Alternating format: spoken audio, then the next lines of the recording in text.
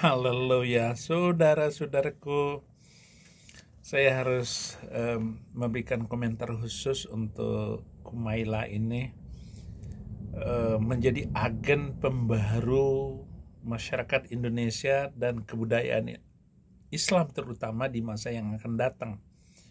Karena anak ini adalah kiriman Tuhan di tengah-tengah umat Islam yang mau maju menjadi masyarakat telolis, dan batu sandungannya adalah Kumaila.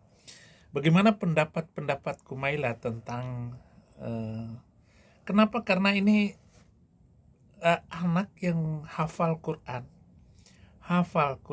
Saya harus merekomendasikan dia adalah orang yang hafal Quran itu sendiri, sehingga kalaupun dia berpendapat kesana kemari itu karena kecerdasannya melewati orang-orang tua, melewati ulama-ulama besar, dan melewati orang-orang yang belajar di luar negeri, yang belajar di Mesir, Arab Saudi, bahkan di Yaman. Itu lewat semua, kalah semua oleh orang yang belajar tidak pernah keluar negeri.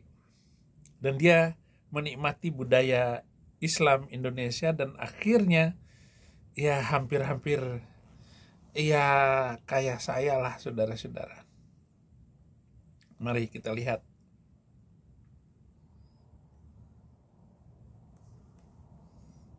Gimana tadi?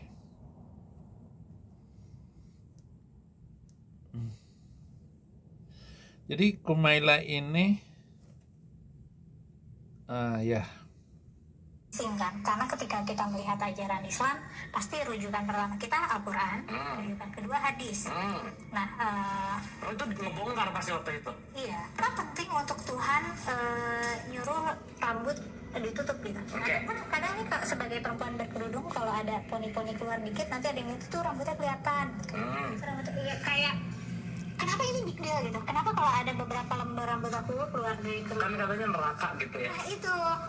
Nah ternyata kan setelah kalau kita kulik-kulik hadisnya yang serem-serem tuh, misalnya kayak nanti kalau rambutnya kelihatan nanti apa gitu, yang siksaan neraka yang lebay-lebay gitu tuh, yang tiap helainya apa. Nah itu kan ternyata hadis-hadis palsu. Banyak hadis-hadis palsu. Aduh, kamu ini bikin gregetan Uniriva yang mu'alaf itu ya.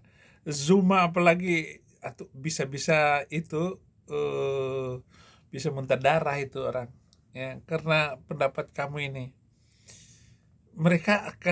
Tetapi mereka tetap membenci saya ini, seolah-olah saya lah yang memulai segala sesuatu selama ini. Pemberani itu Saifuddin Ibrahim, ternyata masih ada Kumaila. Wah, rohnya satu dengan saya itu. Kayaknya kamu itu anak saya, Kumaila. Tapi tolong jangan ini, tetap persis bicara kamu itu, jangan ini. Bicaralah seperti orang tanpa dosa gitu ya. Jangan main justice kayak saya sebagai bapakmu ini. Nanti dikiranya saya yang ngajar kamu. Bukan.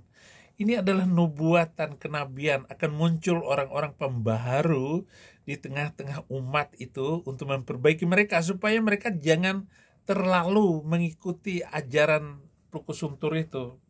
Iya, ya Kumaila ya. Terima kasih banyak. siksaan yang deskriptifnya lebay itu biasanya hadis palsu.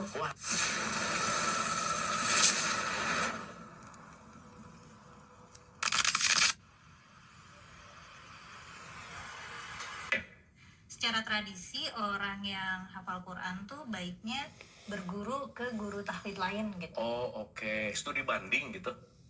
Atau bukan? Enggak, tabarukan tuh literally artinya mengambil berkah gitu. Oh oke. Supaya ngambil berkah I see. Jadi misalnya nih aku hafal Qurannya sama Kang Abu nih, ya udah selesai, nanti aku sama siapa? ke Pendeta Saifuddin Ibrahim. Gitu.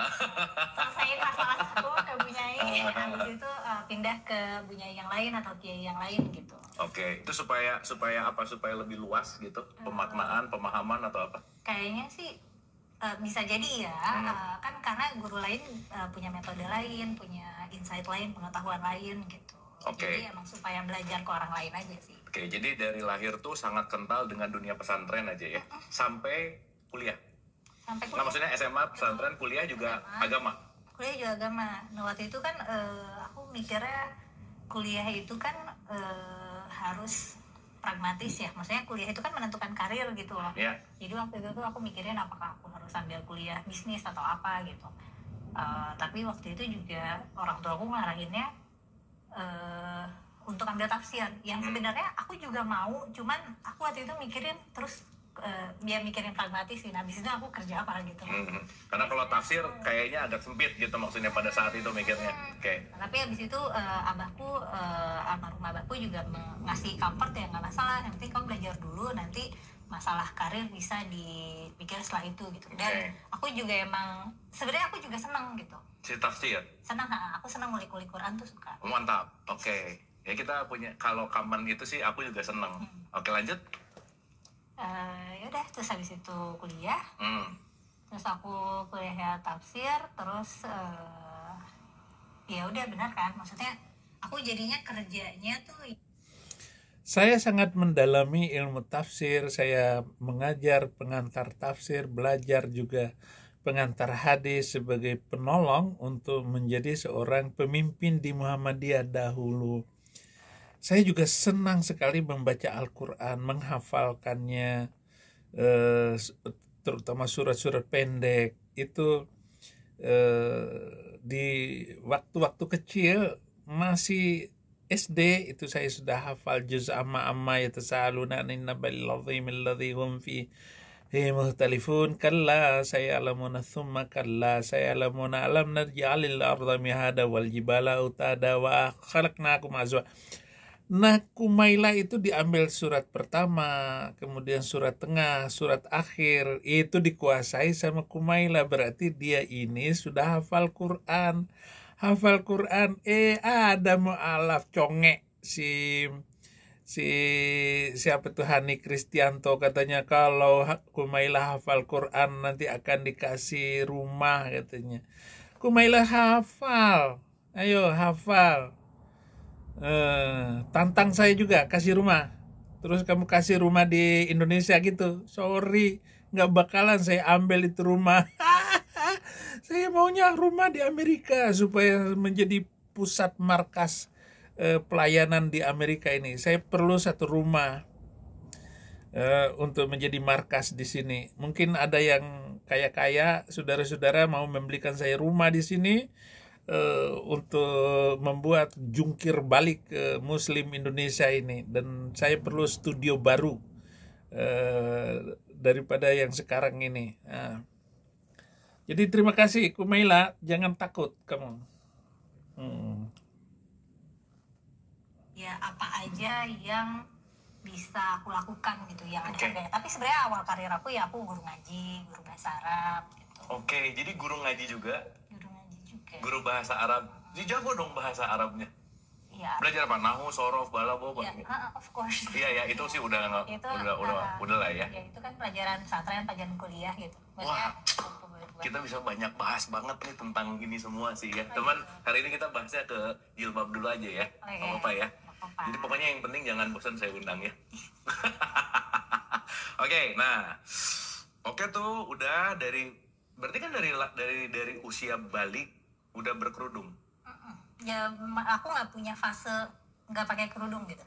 Nggak ada fase? Enggak. Jadi kan masuk sekolah ya pakai kerudung. Oke, udah langsung auto. Oke, terus. Tapi ya sebenarnya aku pengen buka kerudung, cuman dari kapan? Juga mungkin dari kecil kali ya. Dari kecil? Soalnya kan aku 6 bersaudara, saudaraku laki-laki semua. Terus kan kadang aku suka nontonin mereka main futsal lah atau apa, atau main basket gitu, atau main badminton. Aku suka, terus aku ribet kan pakai kerudung. Ini gitu ya, kurang agile. Kurang leluasa. Nah, aku suka mikir kayak aduh pengen banget nggak pakai kerudung, kayaknya enak banget kalau olahraga gitu. Kebetulan kan aku anak yang pesicilan gitu, jadi kayak suka enak banget kalau pakai kerudung. Kalau nggak pakai kerudung tuh kayak enak banget gitu. Tapi Nah di situ kan tambah lama kan aku jadi perempuan dewasa gitu, yang badannya juga badan perempuan dewasa. Terus di situ juga aku jadi nyadar kalau badan perempuan dewasa tuh mencolok gitu. Oke. Mencolok gimana maksudnya? Oke, kita bahas dulu masalah kerudung ini. Sebenarnya nggak ada kewajiban untuk memakai kerudung di dalam Al-Quran, tetapi Islam itu dikuasai sebagai agama laki-laki. Jadi agama laki-laki itu mengekang wanita untuk tunduk dan patuh di dalam undang-undang dan hukum Islam itu. Dan hukum-hukum itu dipaksakan kepada kaum wanita. Bukan untuk laki-laki, tetapi untuk mengekang wanita. Maka ada fikih nisaiyah. Dimulai dengan kata ya ayuhan nabiyyu qul li azwajika wa banatika wa nisa'il mu'minin yudnina alaihinna min jalabibihinna dzalika adna an yu'rafna fala yu'dhan zaina wa kana Allah ghafurur rahima. Hai orang-orang, hai kanjeng Plukusuntur, katakanlah kepada istri-istrimu, anak-anak perempuanmu dan istri-istri orang mukmin, hendaklah mereka menutupkan jilbabnya ke seluruh tubuh. Nah ini salah terjemahan sebenarnya. Jalabi bihinna, ke dadanya sebenarnya, bukan ke seluruh tubuh. Ini terjemahan Departemen Plukusuntur ini memang kacau. Yang demikian itu agar mereka lebih mudah untuk dikenali, sehingga mereka tidak diganggu, dan Allah Maha Pengampun lagi Maha Penyayang. Surat ke-33 ayat 59. Sebenarnya kalau baca sababun nuzul ini, permintaan Umar bin Khattab kepada Nabi agar istri-istri kanjeng ini kalau pergi buang air besar menutup ini pantatnya, menutup pantatnya, supaya Umar ini memang tukang ngintip. Pergilah dia ke tempat pembuangan hajat istri-istri Nabi ini, kelihatan sama beliau dia ngintip dari balik pohon. Nah ternyata ada Saudah binti Zam'ah, wanita yang memang tinggi badannya, itu tinggi sekali daripada wanita-wanita lain. Bahkan Saudah binti Zam'ah itu lebih tinggi daripada kanjeng Plukusuntur itu. Itulah awal mulanya ayat ini turun, kalau Anda mau baca sababun nuzulnya. Jadi sebenarnya ini bukan kewajiban, hanya permintaan Umar bin Khattab pada waktu itu untuk menutup jilbab.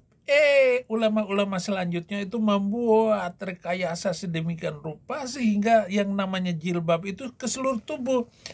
Kemudian mengangkat lagi hadis yang lain bahwa wanita hanya boleh yang nampak itu wajah dengan dua telapak tangan ini saja. Sekarang ini semakin cemburu laki-laki itu, maka semakin ketat wanita itu harus berpakaian sampai harus seperti ninja. Inilah sebabnya saudara-saudara, kenapa Islam ini makin dipersulit. Di Afghanistan itu lebih parah lagi tuh, kedudukan wanita itu nggak boleh belajar, nggak boleh pandai. Dan beberapa anak Afghanistan ini ketemu saya di hotel, yang kerja di hotel, yang kerja macam-macam, anak-anaknya cerdas belaka. Sedangkan orang-orang Indonesia, ya memang mungkin tingkat perkembangan pemikirannya itu karena sudah tertekan sendiri oleh ketika dia ada di Indonesia. Maka orang Islam yang orang Islam Indonesia yang ada di California itu, ya pekerjaannya rendah-rendahan, susah-susahan daripada orang Kristen Indonesia yang kerja di Amerika. Mereka lebih leluasa dan lebih segar, lebih cerdas daripada yang muslimnya. Ini salah satu perbandingan sedikit saja supaya Anda tahu bagaimana di Amerika antara Islam dan Kristen ini jauh beda, saudara-saudara. Nah, ini dan lebih kuat orang Kristen daripada orang Islamnya sendiri. Haleluya, terima kasih saudara-saudara, dan terima kasih Kumaila, kamu harus tetap memiliki cara pemikiran yang cerdas seperti itu, supaya kamu jangan ketakutan, jangan ragu sedikit pun untuk menghantam mereka-mereka yang berpikiran konyol dan rendah itu di kancah Indonesia.